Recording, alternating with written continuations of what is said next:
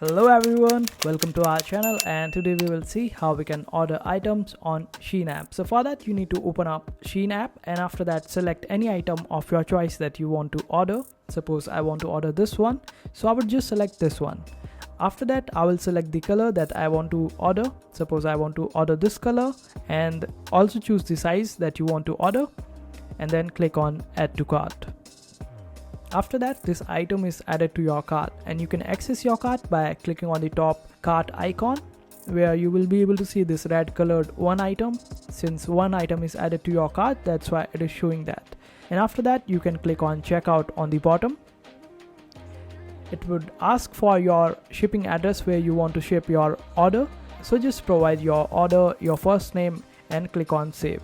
After that it would ask you to provide the payment method which you will be using for payments, and after that you would be able to order that item to your home. And that's how you order items on Shein app.